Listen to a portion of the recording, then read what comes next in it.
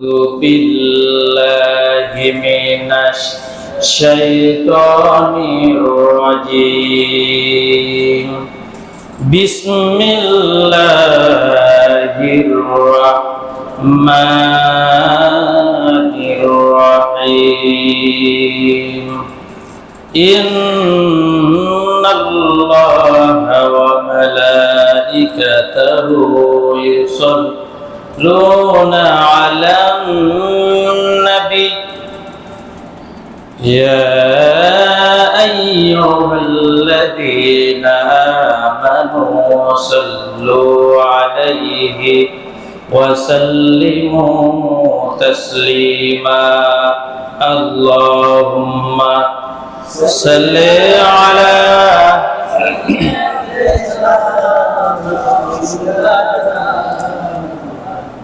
وعلى آله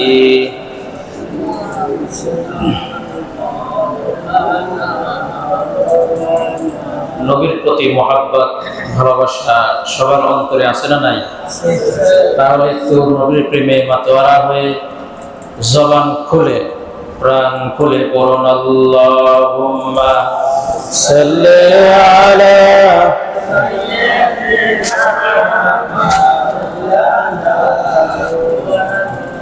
وعلى آله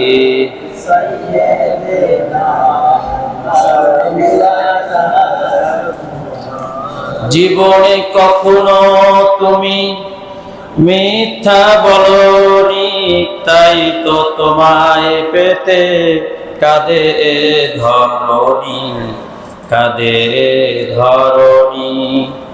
তোমারই মতো নেতা পেতে, তোমারই মতো নেতা পেতে পৃথিবী আকুল হে রাসূল আল্লাহুম্মা সাল্লি আলা সাইয়্যিদিনা ওয়া আলা আলি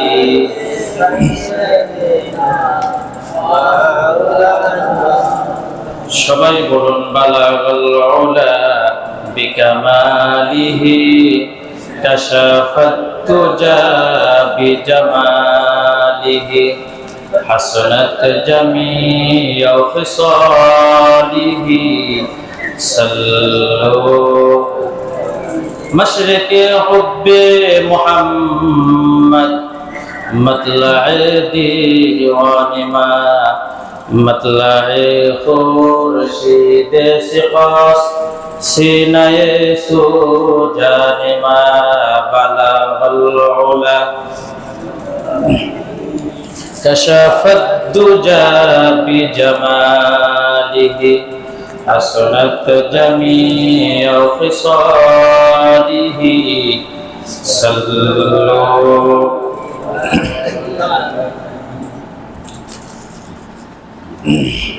আলহামদুলিল্লাহ সুম্মা আলহামদুলিল্লাহ। যে আল্লাহ সুবহানাহু ওয়া তাআলা আমাদেরকে সাপ্তাহিক শ্রেষ্ঠ দিন জুমাবারের 2 রাকাত ওয়াজিব নামাজ আদায়ের লক্ষ্যে যে আল্লাহ সুবহানাহু ওয়া তাআলা পৃথিবীর শ্রেষ্ঠ একটি জায়গা মসজিদে আসার মতো বসার মতো তৌফিক দিয়েছেন, সেই মহান রব্বুল ইজ্জত ওয়াল জালালের দরবারে সবাই কালিমাতুশ শুকর আদায় করে বলছি আলহামদুলিল্লাহ। আরেকটু জোরে বলবেন আলহামদুলিল্লাহ। সবাই বলুন আল্লাহুম্মা লাকা আসলামতু ওয়া বিকা আমানতু ওয়া ইলাইকা তাওয়াক্কালতু ওয়া ইলাইকা আনাবতু ওয়া বিকা খাসামতু। আমরা আল্লাহ তাআলার শুকরিয়া আদায় করে নিলাম। সম্মানিত হাজিরিন, সম্মানিত মুসল্লিবৃন্দ, আমরা শুকরিয়া আদায় করলাম কার? আল্লাহ। একটু কথা বলবেন, আমার আলোচনায় কথা না বললে আমি আলোচনা হারিয়ে ফেলি। যে কোনো জিনিস চলতে গেলে দুইটি পক্ষ লাগে, ঠিক আছে? দুইটা পক্ষ লাগে। যেমন এই ফ্যানটা চলতেছে, এই যে ফ্যানগুলো চলতেছে, আমার এই যে মাইক চলতেছে, সব কিছুই শুধু কারেন্ট দিয়ে কিন্তু চলতেছে না, ঠিক না? দুইটা জিনিস, একটা কারেন্ট আর একটা কি, হ্যাঁ, আর্থিং। একজনও দেখি মানে জানেন না মনে হয়। যাই হোক, তো সব জিনিসে চলতে গেলে দুইটা জিনিস লাগে।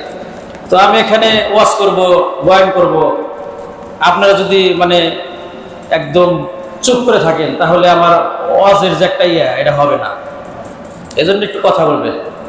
তো আমরা এখানে শুকরিয়া আদায় করলাম কার? আসতে বলবেন না কার? আল্লাহ শুকরিয়া আদায় করলাম। শুকরিয়া আদায় করতেই হবে। আল্লাহ রাব্বুল আলামিন আমাদের দিয়েছেন অসংখ্য নিয়ামত, সুবহানাল্লাহ, ঠিক না? অসংখ্য নিয়ামত আমাদেরকে আল্লাহ রাব্বুল আলামিন দিয়েছেন। আল্লাহ রাব্বুল আলামিন এই পৃথিবীতে কত কিছু নিয়ামত দিয়েছেন। শুধু এই পৃথিবীর নিয়ামত বাদ দিলাম, বান্দা যদি তার সারা শরীরের ভিতরে যে আল্লাহ রাব্বুল আলামিন নিয়ামত দিয়েছেন, এই নিয়ামতের শুকরিয়া যদি আদায় করে, বান্দা কখনো শেষ করতে পারবে না। আমাদের দেহের মধ্যে দিয়েছে ডিএনএ। কি দিয়েছে? ডিএনএ। ওই যে সিম রেজিস্ট্রেশন করি না, কথা বলেন, সিম রেজিস্ট্রেশন করি না, কি লাগে? আঙ্গুলে ফিঙ্গার লাগে, এটাকে ডিএনএ বলে। তো এই ডিএনএ আছে সারা মানে সারা দেহের ভিতরে, এত পরিমাণ ডিএনএ আছে। এই ডিএনএ কে যদি লম্বা করা হয় তাহলে এই পৃথিবী থেকে সূর্য 13 লক্ষ মাইল দূরে, ঠিক কিনা? তাহলে এই সূর্য পর্যন্ত এই ডিএনএ দিয়ে 50 বার ঘোরানো যাবে, যেরকম সুবহানাল্লাহ। তাহলে এই পরিমাণ নিয়ামত আল্লাহ রাব্বুল আলামিন আমাদের এই দেহের ভিতরে দিয়েছেন। এজন্য আল্লাহ রাব্বুল আলামিন সুন্দর করে তার কোরআন কারীমের মধ্যে বলছেন, লাইন শাকারতুম লাযীদান্নাকুম ওয়া লাইন কাফারতুম ইন্না আযাবি লাশাদীদ। জোরে বলুন আল্লাহু আকবার। আমার ভাইরা, আল্লাহ রাব্বুল আলামিন সুন্দর করে তার কোরআন কারীমের মধ্যে বলছেন, বান্দা তুমি যদি আমার শুকরিয়া আদায় করতে পারো, আমি আল্লাহ রাব্বুল আলামিন তোমাকে দিয়েছি অসংখ্য নিয়ামত। এই নিয়ামতগুলো যদি ভোগ করার পর যদি তুমি আমার শুকরিয়া আদায় করতে পারো, তাহলে আমি আল্লাহ রাব্বুল আলামিন তোমার এই শুকরিয়া আদায় করার কারণে তোমার নিয়ামতকে আরো বাড়িয়ে দেব, জোরে কোন সুবহানাল্লাহ। আর যদি শুকরিয়া আদায় করতে ব্যর্থ হয়ে যাও, শুকরিয়া আদায় করতে যদি কৃপণতা প্রকাশ করে ফেলো, তাহলে আমি আল্লাহ রাব্বুল আলামিন বলছি তোমাকে জাহান্নামের মধ্যে ফেলে দেব, জোরে কোন নাউযুবিল্লাহ। এজন্য আমাদের শুকরিয়া আদায়ের দরকার আছে না নাই? আসতে বলবেন না, আছে না নাই? আমার ভাইরা, শুকরিয়া অবশ্যই আদায় করতে হবে।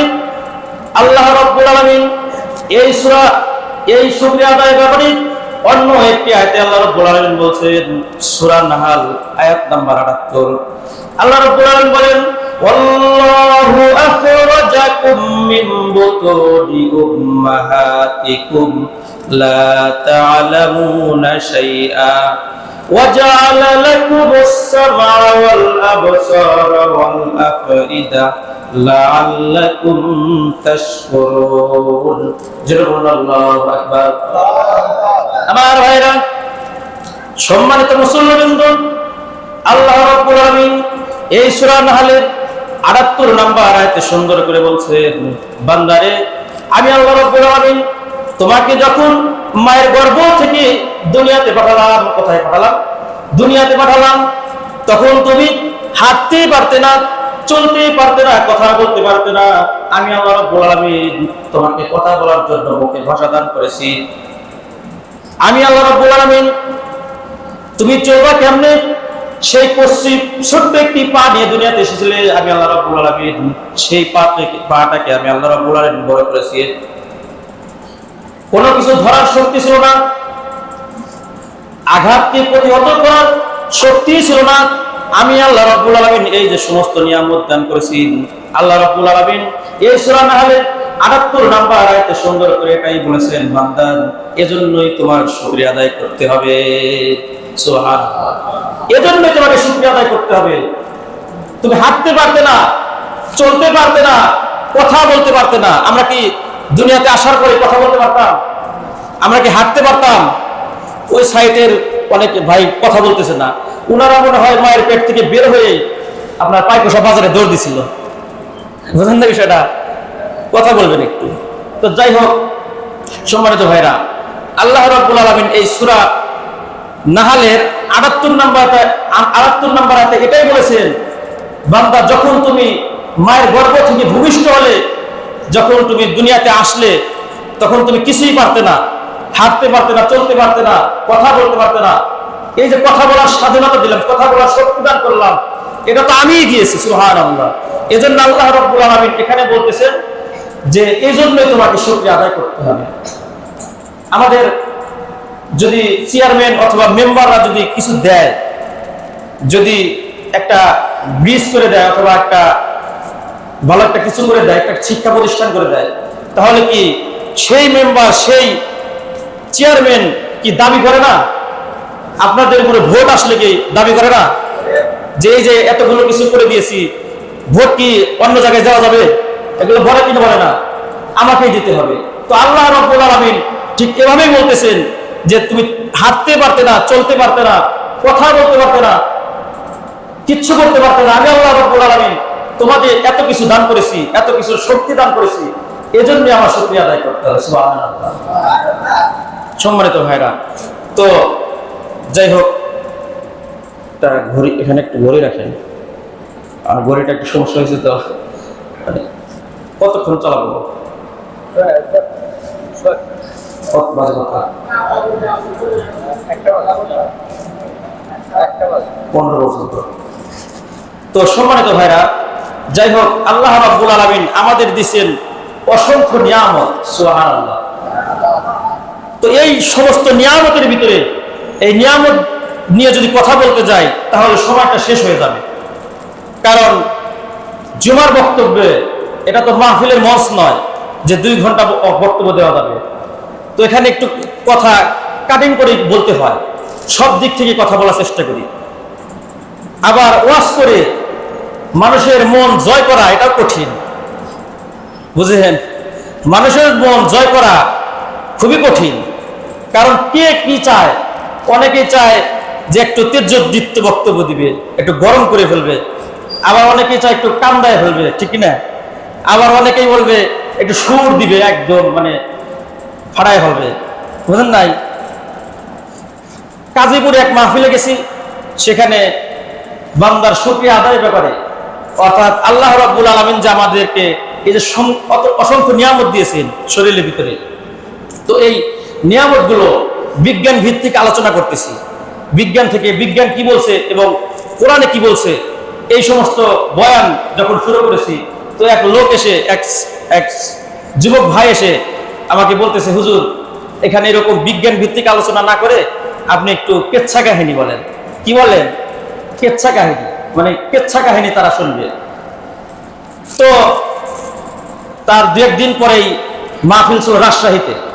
তো রাজশাহী গেছি, ওখানে আবার তো মানে আমার মাথায় একটা জিনিস কাজ করতেছে যে যেহেতু ওখানে বললো যে বিজ্ঞান ভিত্তিক আলোচনা শুনবে না, তো কেচ্ছা কাহিনী বলি এখানে। তো সেখানে রাজশাহীতে প্রথম থেকেই মানে কেচ্ছা কাহিনী শুরু করছে। তো এখন আরেকজন মানে যুবক ভাই এসে বলতেছে, ওই দিনের মতোই বলতেছে যে হুজুর, এই কেচ্ছা কাহিনী বাদ দিয়ে একটু বিজ্ঞান ভিত্তিক আলোচনা করে। তাহলে দেখেন কোন দিকে যাব। একজন চাইতেছে কি, এক জায়গায় চাইতেছে বিজ্ঞান ভিত্তিক আলোচনা, আর এক জায়গায় চাইতেছে কি মানে কেচ্ছা কাহিনীর আলোচনা। তো এই জন্য আমি যেখানে জুমার বক্তব্য দেই, সেখানে সব দিক থেকে কথা বলার চেষ্টা করি। তো যাই হোক, আল্লাহ রাব্বুল আলামিন যতগুলো নিয়ামত দিয়েছেন, সমস্ত নিয়ামতের মধ্যে আল্লাহ রাব্বুল আলামিন একটা শ্রেষ্ঠ নিয়ামত দিয়েছেন। সেটা কি বলতে পারেন? সেটা হলো কোরআনে কারীম। সুবহানাল্লাহ। সম্মানিত ভাইরা, পৃথিবীর ভিতরে সমস্ত নিয়ামতের মধ্যে আল্লাহ রাব্বুল আলামিন নাম্বার 1-এ যে নিয়ামত দান করেছেন, সেটা হলো কোরআন কারীম। এই কোরআন কারীম তেলাওয়াতের দরকার আছে না নাই? আসতে বলবেন না, আছে না নাই? আমার বন্ধুগণ, আল্লাহ রাব্বুল আলামিন সূরা ফাতিরের 29 নম্বর আয়াতে সুন্দর করে বলছেন, ইন্নাল্লাযীনা ইয়াতলুনা কিতাবাল্লাহি ওয়া আকামুস সালাহ ওয়া আনফাকু মিম্মা রাযাকনাহুম সিররান ওয়া আলানিয়াতান ইয়ারজুনা তিজারাতান লান তাবুর। জোরে বলুন আল্লাহু আকবার। আমার ভাইরা, আল্লাহ রাব্বুল আলামিন সুন্দর করে এই সূরা ফাতিরের 29 নম্বর আয়াতে বলছেন, বান্দারে 3টি কাজ যদি করতে পারো আমি আল্লাহ রাব্বুল আলামিন তোমাকে জীবনের সফলতা দান করব। কয়টি কাজ? 3টি কাজ। নাম্বার 1 হচ্ছে কোরআন তেলাওয়াত করা। আমার ভাইরা, কোরআন তেলাওয়াতের দরকার আছে না নাই? আসতে বলবেন না, আছে না নাই? আমার ভাইরা, কোরআনটা তেলাওয়াত করতে হবে, কোরআনটা রিসাইট করতে হবে। কোরআনটা পড়লে ঈমানটা বেড়ে যায়। আল্লাহ রাব্বুল আলামিন সুন্দর করে বলছেন, وَإِذَا تُلِيَتْ عَلَيْهِمْ آيَاتُهُ زَادَتْهُمْ إِيمَانًا وَعَلَى رَبِّهِمْ يَتَوَكَّلُونَ। জোরে বলুন আল্লাহু আকবার। যখন কোন বান্দার সামনে কোরআন কারীম থেকে তেলাওয়াত করা হয়, কোরআন কারীম থেকে রিসাইট করা হয়, ওই বান্দার ঈমান যদি একটু দুর্বলও হয়ে থাকে, ওই বান্দার ঈমান যদি একটু কাঁচাও থেকে যায়, আমার ভাইরা, কোরআন তেলাওয়াত শোনার সঙ্গে সঙ্গে ওই বান্দারের ঈমানটা পাকা হয়ে যায়। জোরে কোন সুবহানাল্লাহ। আমার ভাইরা, কোরআন শুধু পড়লেই হবে না, কোরআনটা মনোযোগ সহকারে পড়তে হবে। আমার বন্ধুগণ, একটি ছোট্ট একটি ঘটনা মনে পড়ে গেল। উরাই ইবনে যুবাইর রাহমাতুল্লাহ আলাইহি, আমার নবীজি মৃত্যুবরণ করার কিছুদিন পর একজন তাবী দুনিয়াতে এসেছিলেন, উরাই ইবনে যুবাইর। আমার ভাইরা, এই উরাই ইবনে যুবাইর রাহমাতুল্লাহ আলাইহি জীবনে প্রত্যেকটা দিন সাড়ে সাত পারা কোরআন তেলাওয়াত করতেন। আর রাত্রি যখন হয়ে যেত, রাত যখন হয়ে যেত, এলাকার সবাই যখন ঘুমের মধ্যে আবদ্ধ হতো, আর এই উরাই ইবনে যুবাইর রাহমাতুল্লাহ আলাইহি রাতের বেলা দাঁড়িয়ে দাঁড়িয়ে সেই 7.5 পারা কোরআন দিয়ে তিনি নামাজ আদায় করেছেন। জোরে কোন সুবহানাল্লাহ। আমার ভাইরা, দেখেন এই উরাই ইবনে যুবাইর রাহমাতুল্লাহ আলাইহি কিভাবে কোরআন তেলাওয়াত করতেন, কত মনোযোগ সহকারে কোরআন তেলাওয়াত করতেন। আমার বন্ধুগণ, এই উরাই ইবনে যুবাইর রাহমাতুল্লাহ আলাইহি এত মনোযোগ সহকারে কোরআন তেলাওয়াত করতেন।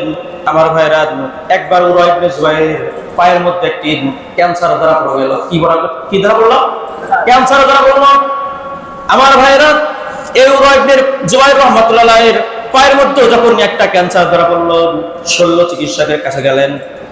শল্য চিকিৎসক বললেন, উরাই ইবনে যুবাইর, আপনার এই পাটা কেটে ফেলতে হবে, নচেত আপনার এই পায়ের মধ্যে যে ক্যান্সার ধরা পড়েছে সেই ক্যান্সার যদি আপনার পুরো শরীরে ছেয়ে যায়, তাহলে আপনি নিজেই দুনিয়া থেকে বিদায় হয়ে যাবেন। তো এই উরাই ইবনে যুবাইর রাহমাতুল্লাহ আলাইহি কি করলেন? তিনি চলে গেলেন শল্য চিকিৎসকের কাছে, অর্থাৎ ডাক্তারের কাছে চলে গেলেন। তো চলে যাওয়ার পর এই উরাই ইবনে যুবাইর রাহমাতুল্লাহ আলাইহি বলতেছেন যে এই পাটা কি করা যায়। তো উরাই ইবনে যুবাইর রাহমাতুল্লাহ আলাইহি, মানে ডাক্তার উরাই ইবনে যুবাইর রাহমাতুল্লাহ আলাইহি কি বললেন যে এই পাটা কেটে ফেলতে হবে। কি করতে হবে? একটু কথা বলেন। মানে কেটে ফেলতে হবে। তো যখন ডাক্তার বললেন, তো যখন তাকে শোয়ানো হলো, তাকে বলা হলো আপনি একটু মদ পান করেন। কি পান করেন? মদ পান করেন। অর্থাৎ সেই যুগে তো আর এই যুগের মতো চিকিৎসা বিজ্ঞান থেকে এত ডেভেলপ ছিল না, ঠিক না? এখনকার যুগে একজনের অপারেশন করতে হলে তাকে কি করে? সেখানে ইনজেকশন দেয় না, সেন্সলেস ইনজেকশন প্রয়োগ করে, অর্থাৎ অবশ করার ইনজেকশন প্রয়োগ করে। তো সেই যুগে তো এরকম মানে চিকিৎসা বিজ্ঞান ডেভেলপ ছিল না। তো উরাই ইবনে যুবাইর রাহমাতুল্লাহ আলাইহি বললেন যে তাহলে এখন কি করা যায়। তো উরাই ইবনে যুবাইর রাহমাতুল্লাহ আলাইহি যখন তাকে মানে মদ পান করার কথা বললেন, অর্থাৎ সেই যুগে মদ পান করাতো, মদ পান করলে হুশ না বেহুশ? একটু কথা বলে, হুশ না বেহুশ? বেহুশ হয়ে যায়। অর্থাৎ ওই যুগে মদ পান করে তাকে বেহুশ করা হতো, এরপরে তার শরীরে অঙ্গ কাটা হতো। তো উরাই ইবনে যুবাইরকে যখন বলা হলো যে আপনাকে মদ পান করতে হবে, উরাই ইবনে যুবাইর বললেন, আল্লাহর কসম করে বলি আমি উরাই ইবনে যুবাইর জীবনে মদ পান করতে পারি না। তো তখন কি করা যায়? তখন উরাই ইবনে যুবাইর রাহমাতুল্লাহ আলাইহি বলছেন যে আমাকে একটা কোরআন দিয়ে দাও। সুবহানাল্লাহ। কি দিয়ে দাও? কোরআন দিয়ে দাও, আমি কোরআন থেকে তেলাওয়াত করব, তোমরা আমার পাটা কেটে ফেলবা। তো উরওয়া ইবনে জুবাইরকে কোরআন শরীফ দেওয়া হলো, কোরআন মাজিদ থেকে তেলাওয়াত করতেছেন, মনোযোগ সহকারে তেলাওয়াত করতেই আছেন। ওদিক দিয়ে শল্য চিকিৎসকেরা পাটা কেটে ফেললেন, উরওয়া ইবনে জুবাইর একটু টের পেলেন না। জোরে বলেন সুবহানাল্লাহ। উরওয়া ইবনে জুবাইরকে পরে প্রশ্ন করা হয়েছে, সেই শল্য চিকিৎসকের পক্ষ থেকে প্রশ্ন করা হয়েছে, আচ্ছা আপনার পাতে কাটা হলো, আপনার পাতে কর্তন করা হলো, এটাকে আপনি বোঝেন নাই, আপনি কি একটু টের পান নাই?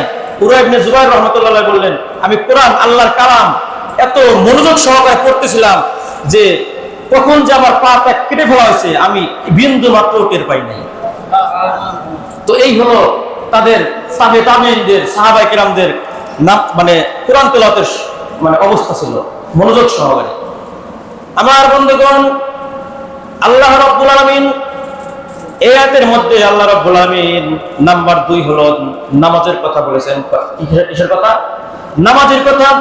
আমার ভাইরা, নামাজ শুরু করলেই হবে না, নামাজটা মনোযোগ সহকারে দরকার আছে না নাই? আসতে বলবেন না, আছে না নাই? আমার ভাইরা, হযরত আলী রাদিয়াল্লাহু তাআলা আনহু যুদ্ধের ময়দানে যুদ্ধ করতেছেন, এমন সময় হযরত আলীর পায়ের মধ্যে একটি তীর গেঁথে গেল। কি গেঁথে গেল? তীর গেঁথে গেল। আমার ভাইরা, এই আলীর পায়ের মধ্যেও যখন তীরটা গেঁথে গেল, তীরটা গেঁথে যাওয়ার পর আমার ভাইরা, আমার নবীজি বললেন, ও সাহাবায়ে কিরাম, আমার আলীর পায়ের মধ্য থেকে তীরটা টেনে টেনে বের করো। আমার ভাইরা, এবার কি করা হলো? সাহাবায়ে কিরাম হযরত আলীর পায়ের মধ্যে যখন তীরটা টেনে টেনে বের করতে নাই, হযরত আলী ও আওয়াজ করে ফেলে। আমার নবীজির কাছে পরামর্শ চাওয়া হলো। আমার নবীজিকে বলা হলো, সাহাবায়ে কেরাম বললেন, ইয়া রাসূলুল্লাহ, আমাদের আলীর পায়ের মধ্য থেকে তীরটা কিভাবে বের করা যায়, কেমনে বের করা যায়? আমার ভাইরা, আমার নবীজি বললেন, আমার আলীর পায়ের মধ্য থেকে যদি তীরটা বের করতে চাও, তাহলে আমার আলীকে নামাজে দাঁড় করিয়ে দাও। কিসে দাঁড় করিয়ে দাও? নামাজে দাঁড় করিয়ে দাও। এবার কি করা হলো? হযরত আলী যখন নামাজে দাঁড়িয়ে গেলেন, নামাজে দাঁড়ানোর সঙ্গে সঙ্গে তার পায়ের মধ্য থেকে যখন তীরটা বের করা হলো, ফিনকি দিয়ে রক্ত বের হচ্ছে, রক্তগুলো ফিনকি দিয়ে আসতেছে, গোস্তগুলো ছিঁড়ে ছিঁড়ে আসতেছে। আমার ভাইরা, নামাজ শেষে আমার নবীজি হযরত আলীকে প্রশ্ন করলেন, নূরে আলী, নামাজের মধ্যে যে তোমার পায়ের মধ্য থেকে যে তীরটা বের করা হয়েছে, তুমি কি একটু টের পাও নাই? হযরত আলী বলেন, ইয়া রাসূলুল্লাহ, ইয়া হাবিবাল্লাহ, আল্লাহর নামের কসম করে বলি, আমি আলী যখন নামাজে দাঁড়িয়ে যাই, দুনিয়ার কোনো ধ্যান ধারণা আমার মাথায় কাজ করে না। আমি আলী যখন নামাজে দাঁড়িয়ে যাই, দুনিয়ার কোনো টেনশন আমার মাথায় কাজ করে না, দুনিয়ার কোনো চিন্তা ভাবনা আমার মাথায় কাজ করে না। আমি আলী যখন নামাজে দাঁড়িয়েছিলাম, সাহাবায়ে কিরাম রাদিয়াল্লাহু তাআলা আজমাইন যখন আমার পায়ের মধ্য থেকে, কখন আমার পায়ের মধ্য থেকে তীরটা বের করেছেন, আমি আলী বিন্দু মাত্র টের পাই নাই। জোরে কোন সুবহানাল্লাহ। এই ছিল সাহাবায়ে কিরামের নামাজের অবস্থা। সুবহানাল্লাহ। পায়ের মধ্য থেকে তীর বের করা হয়েছে, এরপরেও কি হয় নাই? টের পাই নাই। আর আমাদের নামাজের অবস্থা কি? আমাদের নামাজের অবস্থা তো একটা মশা কামড় দিলেই শেষ, ঠিক না? আমাদের তো এমন মনোযোগ। একটা উদাহরণ মনে পড়লো, আবার কোরআনটা যদি বুঝে শুনে পড়তে পারেন, নাম্বার 1-এ যেটা বলছি, কোরআনটা বুঝে শুনে এবং মনোযোগ সহকারে পড়তে হবে। আর কোরআনটা যখন বুঝে শুনে পড়বেন, তখন নামাজের ভিতরে অটোমেটিক্যালি একটা মনোযোগ সহকারে মনোযোগ চলে আসবে, ঠিক কিনা? কিন্তু আমরা তো কোরআন শরীফই পড়তে পারি না।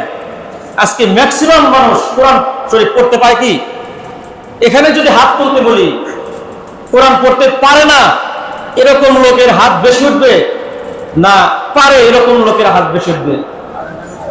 পারে না বেশি উঠবে। হাত তুলতে বলা ঠিক হবে না, এটা মান সম্মানের প্রশ্ন, এজন্য এটা এইভাবে বললাম।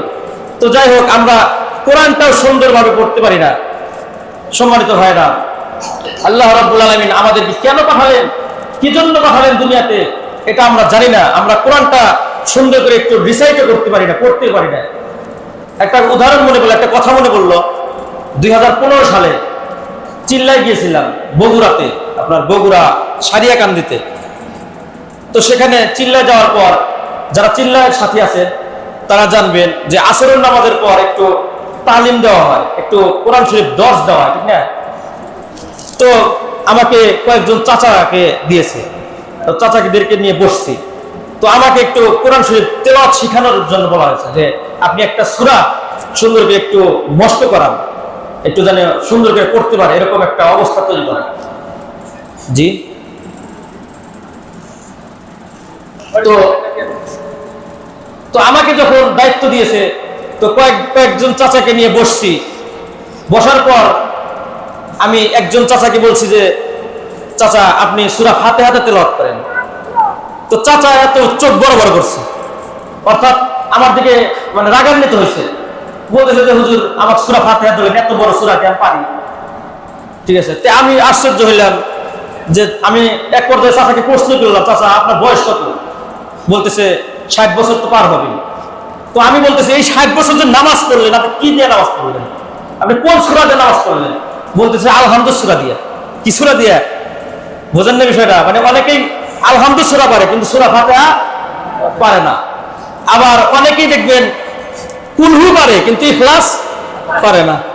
তাহলে দেখেন যেটাই কুলহু সেটাই ইখলাস, অর্থাৎ আমরা সূরাগুলোর নামটাও সুন্দর করে পড়তে পারি না। বিষয়টা বোঝেন নাই? আমরা নামটাও কি করতে পারি না, সুন্দর করে বলতে পারি না। সূরার নাম হলো ইখলাস, বলতেছি কি কুলহু। সূরার নাম হলো ফাতিহা, বলতেছি আলহামদুলিল্লাহ। তো এজন্য আমরা কোরআনটা তেলাওয়াত করা শিখবো। জোরে বলি ইনশাআল্লাহ। আর একটু জোরে বলেন ইনশাআল্লাহ। সম্মানিত ভাইরা, এই কোরআনটা তেলাওয়াত করা শিখতে হবে। আজকে যদি এই বাংলার মানে সংবিধানে যদি একটা নিয়ম থাকতো যে কোরআন মানে বালেগ হওয়ার আগেই এই কোরআনটা রিসাইট করা অর্থাৎ পড়াটা শিখতে হবে, তাহলে কি একজন লোক একজন মুসলমান কি কোরআন পড়তে পারে না এরকম থাকতো? আসতে বললেন না, থাকতো না। আজকে মালয়েশিয়াতে যান, মালয়েশিয়াতে নিয়ম একজন ছেলে বালেগ হওয়ার আগেই তাকে কোরআনটা শিখতে হবে। সুবহানাল্লাহ, কি নিয়ম! সেখানে এমন কোন নাগরিক নাই, মুসলমান নাগরিক নাই যে সে নামাজ পড়াতে পারবে না। অর্থাৎ তাদের সংবিধানের নিয়ম অনুযায়ী মানে তাদের সংবিধানের লেখায় আছে যে নামাজটা মানে কোরআনটা তেলাওয়াত করা শিখতে হবে। কিন্তু আজকে বাংলাদেশে যদি এরকম নিয়ম থাকতো তাহলে কি এরকম অবস্থা থাকতো না। সম্মানিত হাজিরিন, তো এই কোরআনটা এবং তেলাওয়াত যদি সুন্দর হয় এরপরে নামাজটা শুনতে হবে, ঠিক কিনা? আর নামাজ যখনই সুন্দর হবে তখনই ইসলামের প্রতি মহাব্বত আসবে কি আসবে না? আসতে বলবেন না, আসবে কি আসবে না? আসবে। নবীর প্রতি মহাব্বত আসবে কি আসবে না? আসবে। সম্মানিত ভাইরা, নবীকে মহাব্বত করতে হবে। আল্লাহ রাব্বুল আলামিন বলেন কুল ইন কুনতুম তুহিব্বুনাল্লাহা ফাত্তাবিউনি ইউহিব্বুকুমুল্লাহ ওয়া ইয়াগফির লাকুম যুনুবাকুম আল্লাহু গফুরুর রহিম। আল্লাহু আকবার। আমার ভাইরা, আল্লাহকে ভালোবাসতে হলে নবীকে ভালোবাসতে হবে। আল্লাহকে সরাসরি ভালোবাসা যাবে না। আল্লাহকে ভালোবাসতে হলে কাকে ভালোবাসতে হবে? নবীকে ভালোবাসতে হবে। আমার ভাইরা, সাহাবায়ে কিরাম রিদওয়ানুল্লাহি তাআলা আজমাইন তারা আমার নবীকে কি পরিমাণ ভালোবাসতেন। যুদ্ধের ময়দানে আমার নবীজি যুদ্ধ করতে গেছেন। একজন সাহাবী, মহিলা সাহাবী হযরতে খামসা রাদিয়াল্লাহু তাআলা আনহা, এই খামসা রাদিয়াল্লাহু তাআলা আনহা যুদ্ধের ময়দানে যাচ্ছিলেন। পথিমধ্যে একজন সাহাবী হযরতে খামসাকে ঠেকিয়ে বললেন, ওরে খামসা, তুমি কি জানো যুদ্ধের ময়দানে তোমার স্বামী গিয়েছিল, তোমার স্বামী দুনিয়া থেকে বিদায় হয়ে গিয়েছেন। আমার ভাইরা, এই খামসা দেখেন আমার নবীজিকে কি পরিমাণ মহব্বত করতেন, কি পরিমাণ ভালোবাসতেন। হযরতে খামসা নিজের স্বামীর মৃত্যুর কথা শুনলেন, একটু কান্না করলেন না, ঘাবড়ে গেলেন না, সামনের দিকে চলতে লাগলেন। চলতে চলতে পথিমধ্যে আরেকজন সাহাবী হযরতে খামসাকে দাঁড় করিয়ে বললেন, ওরে খামসা, তুমি কি জানো তোমার একজন যে ছোট্ট ছেলে ছিল সেই ছেলেটাও দুনিয়া থেকে বিদায় হয়ে গিয়েছেন। হযরতে খামসা একটু কান্না করলেন না, সামনের দিকে চলতে লাগলেন। চলতে চলতে আরেকজন সাহাবী বললেন, ওরে খামসা, তুমি কি জানো তোমার যে আপন ভাই উহুদের ময়দানে গিয়েছিল, তোমার সেই আপন ভাই দুনিয়া থেকে বিদায় হয়েছে। আমার ভাইরা, হযরতে খামসা 3 জনের মৃত্যুর কথা শুনলেন। কয়জনের? তিনজনের মৃত্যুর কথা শুনলেন, কিন্তু একটু কান্না করলেন না, একটু খুব প্রকাশ করলেন না, একটু কান্না করলেন না, সামনের দিকে চলতে লাগলেন। চলতে চলতে সামনে যেতে যেতে উহুদের ময়দানে দাঁড়িয়ে এইভাবে শাহাদাত আঙ্গুল উঁচু করে বললেন, ও নবীর সাহাবীরা শুনে রাখুন, আমার ভাই চলে যায় চলে যাক, আমার স্বামী চলে যায় চলে যাক, আমার সন্তান চলে যায় চলে যাক, একটিবার তুমি জানিয়ে দাও, একটিবার তোমরা জানিয়ে দাও আমার প্রাণের রাসূল বেঁচে আছে কিনা। জোরে কোন সুবহানাল্লাহ। সম্মানিত ভাইরা, এই ছিল না নবীর প্রতি সাহাবীদের ভালোবাসা, যে আমার সন্তান চলে যায় চলে যাক, আমার আপন ভাই চলে যায় চলে যাক, আমার স্বামী চলে যায় চলে যাক, এতে আমার কোনো বিন্দু পরিমাণ দুঃখ, আসতে বলবেন দুঃখ নাই। আপনার তোমরা শুধু বলে দাও যে আমার নবীজি বেঁচে আছে কিনা, আমার নবীজি সুস্থ আছে কিনা। সুবহানাল্লাহ। সম্মানিত ভাইরা, এই নবীকে, আমাদের নবীকে শুধু যে সাহাবায়ে কিরাম ভালোবাসেছেন এমনটা নয়। গত কয়েকদিন আগে একটা হাদিস পড়তেছিলাম, সেই হাদিসের ভিতরে আসছে যে আমার নবীজি কুরবানি ঈদের দিন, কিসের ঈদের দিন? কুরবানি ঈদের দিন কুরবানি করতেছেন, উট কুরবানি করতেছেন। কি কুরবানি করতেছেন? উট কুরবানি করতেছেন। তো অনেকগুলো উট মানে সিরিয়াল মানে দাঁড় করিয়েছে, মানে বেঁধে রাখছে, ফোঁটা গেড়ে গেড়ে বেঁধে রাখছে। তো একটা করে সাহাবীরা একটা করে ধরে ধরে আনতেছে নবীর কাছে, আর নবীজি কি করতেছে? জবাই করতেছে, নবীজির বরকতি হাত দিয়ে জবাই করতেছে। এই তো জবাই করার মানে কুরবানির সামনে আসতেছে, ঠিক কিনা? তো যাই হোক, তো মানে এই যে সামনে কুরবানি ঈদ আসতেছে, এটা নিয়ে কিছু কথা বলার দরকার আছে না নাই? কুরবানি করবেন কার জন্য? আসতে বলবেন না, কার জন্য? আল্লাহর জন্য। তাহলে গরু ছোট আর বড় এটা বিবেচনা করেন কেন বলেন? গরু কিনে নিয়ে আসতে মানে কথা বলতে বলতে কত দাম, কত, ঠিক আছে না? 65। এই 65 আমি যদি 65,000 দিয়ে একটা গরু কিনি, আর মাশাআল্লাহ যদি হাট থেকে বাড়ি পর্যন্ত আসি, মনে হয় এই 65,000 বার বলা লাগে। বুঝলেন না বিষয়টা? মানে 65,000 ভাই 65 মানে এটা 65,000 বার বলা লাগে। মানে প্রত্যেকটা মোড়ে মোড়ে প্রশ্ন, ভাই কত? ভাই 65,000। হ্যাঁ, ঠকছে ওরা মানে দুই বন্ধু যায় মানে হাট করতে যাইতেছে, আর আপনি ধরেন এই মুরব্বী ধরেন 80,000 টাকা দিয়ে গরু কিনছেন মনে করেন, ঠিক আছে? 80,000 টাকা দিয়ে গরু কিনছেন। তো কেনার পর বাড়িতে যাচ্ছে, তো এই তো শুরু হয়েছে, চাচা কত, চাচা কত? 80। যখন বলে যে 80, তখন বলতেছে যে ভালো হয় নাই, গরুর এই পিছনের দিকে কেমন জানি গোস্ত বেশি হবো না, কি আছে না? নাই আছে। তো এরকম বিবেচনা করেন কেন? কুরবানির গরুর দাম জিগানো ঠিক না, ঠিক কিনা? কুরবানির গরুর দাম জিগানো জায়েজ নাই, আমি এটা বলে দিলাম আজকে। আমার মতে এখন কোরআন হাদিস কি বলে এটা কত গবেষণা আমি করতে যাই না এটা নিয়ে। তো আমি মনে করি যে দামটা কি জন্য বলবেন না, দামটা বললে মানে ইখলাসটা নষ্ট হয়ে যায়। কুরবানি দেওয়া তো আল্লাহর জন্য, ঠিক কিনা?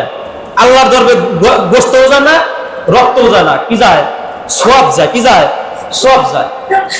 তো আপনি 80,000 টাকা দিয়ে গরু কিনলেন, 90,000 টাকা দিয়ে গরু কিনলেন, 5 লাখ টাকা দিয়ে গরু কিনলেন, আপনি যখন দামটা জিগাবেন, সে যখন বলবে যে 1 লাখ টাকা দিয়ে গরু কিনছি, তখন আপনি যখন বলবেন যে মানে 80,000 টাকা গরু কিনছি, আপনি যখন বলবেন যে না গরুটা ভালো হয় নাই, একটু ঠকছেন, তখন কি তার ভিতরে কি ইখলাস থাকবে? মনে হবে যে কি লসটা যে খাইলাম, ঠিক না? এই জন্য নামটাও জিগাবেন না, মানে দামটাও জিগাবেন না, দাম জিগানো থেকে বিরত থাকার চেষ্টা করবেন। তো যাই হোক, কি যেন বলতেছিলাম, উঠজাব করতে আমি কথাটা হারিয়ে গেছে। তো যাই হোক, মানে কথায় কথা বাড়া তরকারি ভাত খাওয়ায়। আমার এক ওস্তাদ বলতো যে মানে কথায় কথা বাড়া তরকারি ভাত খাওয়ায়, মানে এক কথা বুঝাইতে গেলে আরো 10টা কথা বলতে হয়। বুঝেন না এই বিষয়টা? আবার তরকারি ভাত খাওয়ায় মানে হলো, মানে তরকারি যদি একটু স্বাদ হয়, 2 প্লেট খাওয়ার ওখানে 7 প্লেটও খাওয়া যায়, ঠিক না? তো তাই এই জন্য ওই ওস্তাদ বলছে যে কথায় কথা বাড়ায় তরকারি ভাত খাওয়ায়। তো যাই হোক, আমার নবীজি সাহাবায়ে কেরামরা যখন উটগুলো ধরে নিয়ে আসতেছে, তো একের পর এক জবাই করতেছে, তো সেই উটগুলোতে যখন নিয়ে আসতেছে, মানে খোটার থেকে মানে দড়িটা মানে বান্ধন খুলে যখন নিয়ে আসতেছে, তো সেই উটটা কি করতেছে? প্রতিযোগিতা করতেছে। সুবহানাল্লাহ। সেই উটটা আমার নবীজির কাছে মানে আসার জন্য প্রতিযোগিতা করতেছে। মানে ধরুন 50টা উট এক সিরিয়াল বাঁধা আছে, তো 5 নাম্বার উটটা আনছে, 5 নাম্বার উটটা জবাই করছে, তো বাস এখন কি 6 নাম্বারটা আসবে না? তো দেখা যাচ্ছে যে ওই 10 নম্বরে যে আছে বা 40 নম্বরে যে আছে, ওরাও আমার নবীজিকে আসার জন্য দড়িটা ছিঁড়তে নিয়েছে। সুবহানাল্লাহ। মানে আসার জন্য আমার নবীজির কাছে, আমার নবীজির হাতে যে জবাই হবে, এটাই তাদের একটা আনন্দ। সুবহানাল্লাহ। তো এই নবীজির বরকতি হাতে জবাই করার জন্য, জবাই হওয়ার জন্য এই উটগুলো মানে প্রতিযোগিতা করতেছে।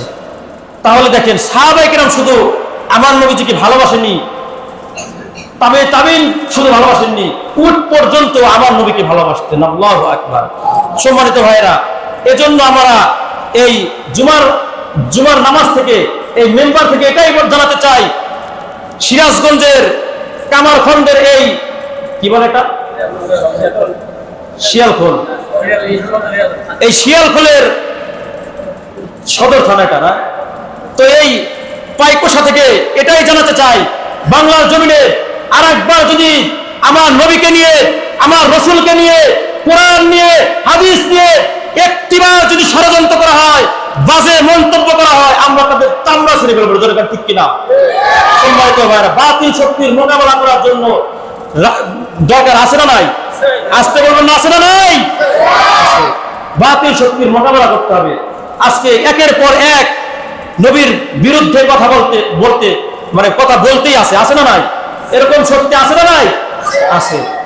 সম্মানিত ভাইরা, যাই হোক, আল্লাহ রাব্বুল আলামিন আমাদেরকে মজগত, তো যাই হোক, যে কথাগুলো বললাম, আল্লাহ রাব্বুল আলামিন আমাদেরকে মানার তৌফিক দান করুক, এই বলে আমার বক্তব্য শেষ করছি। তো